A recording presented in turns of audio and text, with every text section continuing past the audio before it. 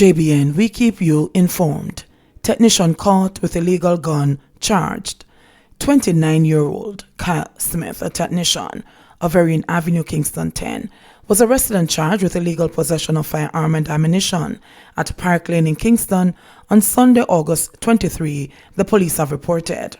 They said that about 8:30 p.m., a team of officers was on patrol in the area when a group of men were seen standing in a yard. Upon seeing the police, Smith reportedly retreated, arousing the suspicion of the police. The police said he was accosted and searched, and a black and silver Browning 9mm pistol with a magazine containing 11 9mm rounds taken from his waistband. He was arrested and later charged. Arrangements are being made for him to appear in court, the police said. Meanwhile, the Kingston West Police have arrested and charged the teen with illegal possession of firearm following an operation on Pink Lane, Kingston 14 on Sunday, August 24. Reports are that about 9 a.m., a team of officers entered the premises, and upon seeing the police, the teen ran. The police gave chase and apprehended the teen after he was seen placing an object onto a roof. The object was retrieved and found to be a .38 revolver. The teen was subsequently charged with illegal possession of firearm. Man charged with theft of $1.2 million. A man has been arrested and charged with robbery with aggravation following an incident in Point District Middle Quarters in St. Elizabeth on Friday, July 31, 2020. He is 34-year-old Gerald Ranger of Bronte District, Westmoreland. Reports are that about 5:27 p.m., the accused chartered the complainant to transport him in a white Toyota Probox motor car to Santa Cruz.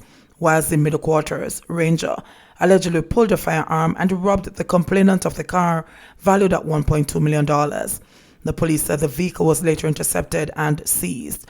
Ranger was arrested and subsequently charged. He is to appear before the court at a date to be set. Man dies in fatal collision. 20-year-old Michael Brown of Waterloo Villa, Spanish Town in St. Catherine, died after sustaining injuries in a motor vehicle collision on the Sligoville Main Road in the vicinity of Thompson Pen on Sunday, August 23. Reports from the Spanish Town Police are that about 4:20 p.m. Brown was driving a Honda Civic motor car when he overtook another car, a Kia. It is alleged that Brown, upon seeing an oncoming vehicle, attempted to veer back into the left lane but collided with the Kia, causing both to lose control. The police said the Kia subsequently hit a tree and crashed into a one-bedroom concrete structure, while the Honda slammed into a utility pole, injuring Brown. He was taken to the Spanish Town Hospital, where he succumbed to his injuries. The driver and occupants of the Kia were also transported to hospital. No other injuries were reported, the police said. Crime-fighting initiatives in Clarendon get $25 million boost. The United States Agency for International Development, USAID, is to pump $25 million into crime-fighting initiatives in Clarendon. Today's signing of the Clarendon Municipal Corporation is the culmination of consultations with community leaders on issues affecting parish and how to mitigate against youth crime. A series of programs are to be rolled out that will target over 200 at-risk youths over a year.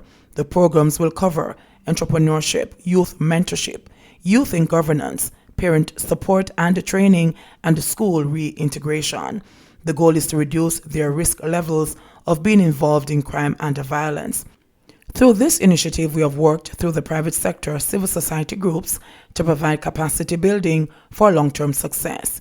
USAID and the U.S. government remains committed to working with its partners to ensure that the areas do not succumb to crime, said USAID Country Representative Jason Fraser. No special treatment for Bolt. Tufton says rules apply to everyone as Star tests positive for COVID-19. As the fallout continues from Usain Bolt's now controversial birthday party, Prime Minister Andrew Holness confirmed that the matter is now being investigated by the police. Holness warned that the sprinter, who was confirmed to have contracted COVID-19, will not benefit from any special treatment in the process. No one is going to be treated with any exemption, so all Jamaicans have a duty, and those who have public ear and influence in the public sphere have an even greater responsibility, Holness said during a virtual press conference on Monday. Bolt, who was celebrating his 34th birthday party last Friday at the Football Factory in Kingston, was tested at home a day later in anticipation of a business trip overseas this week. The 100 meters and the 200 meters world record holder confirmed on social media about 11 a.m. Monday that he had not, up to that point, been officially notified of his result. Health Minister Christopher Tufton provided the confirmation of Bolt's result Monday night and advised that the process had commenced for contact tracing. The party, which was attended by a host of local and international celebrities, including Manchester City winger Raheem Sterling, Bayer Leverkusen star Leon Bailey, and the former Reggae Boys captain Ricardo Gardner, as well as entertainers, has been the bane of criticism after videos surfaced online showing COVID-19 breaches. While there was temperature screening, mandatory sanitization, and mask wearing upon entry, social distancing and mask protocols were later ignored. Occasional sanitization was conducted during the party.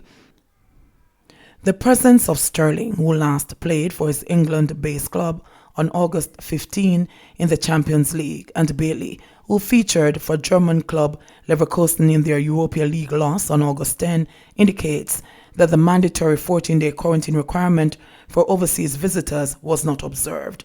I am not aware. I don't have any specifics of any individual coming in and breaching the orders of quarantine. But what I will say is that we do not discriminate depending on the person, Tufton declared. The rules apply to everyone.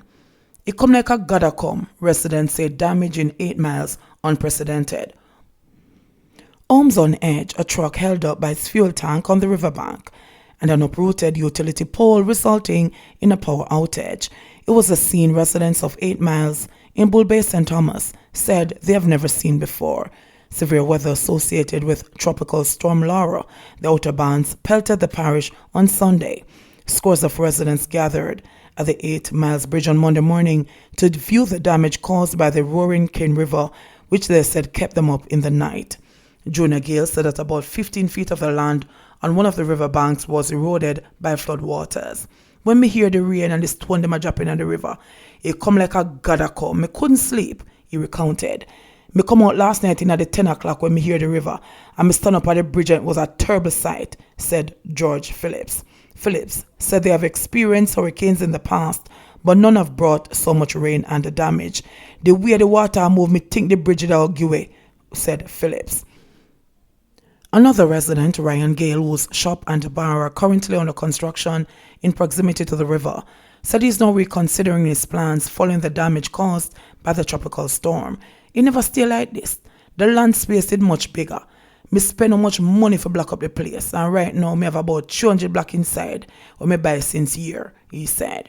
Gale shared that he is now mulling over using the material for another purpose, as continuing to invest would be a grave risk.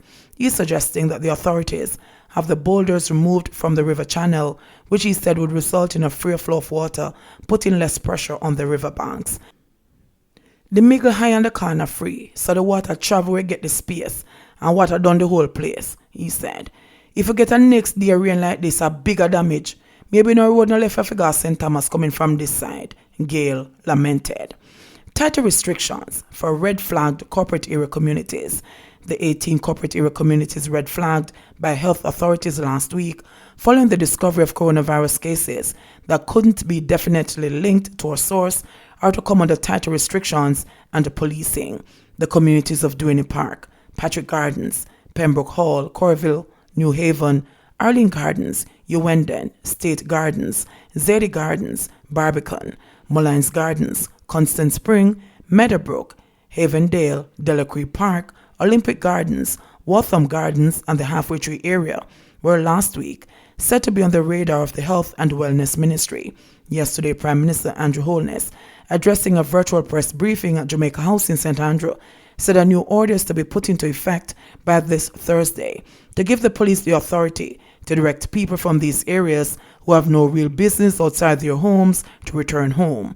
We are seeing a clustering of cases occurring within a number of communities in the corporate area. We have decided that we'll take some additional measures for these communities. Effective Thursday, August 27, Persons will be required to remain at home, which means staying in their yard space outside of curfew hours. Even within the curfew hours, we'll put in place an order which will give the police the authority to. In public space, you could be required to return home, Holness said. He, however, noted that since the areas are not under quarantine, residents in these communities will be allowed to leave home to go to work, purchase food, medical supplies, access medical services, and conduct business and financial transactions. However, if you're going to go out for no good reason, you'll be required to return to your abode, he said. The Prime Minister said the list of communities along with the defined boundaries will be released today, while further discouraging persons from interacting with others who are not a part of their immediate household. In the meantime, Holness said the police have already charged and prosecuted more than 1,000 people under the Disaster Risk Management Act. In noting that while this has not been publicized in order to reduce stigma, the Prime Minister warned that this strategy could change. More and more it appears that more needs to be made of it. We intend to increase significantly the levels of enforcement and prosecution, particularly for persons who have been allowed to enter the island and are not maintaining the quarantine, Holness said. JBN, we keep you informed. Please remember to subscribe, like, share, leave us a comment and click the notification bell to receive our daily news items.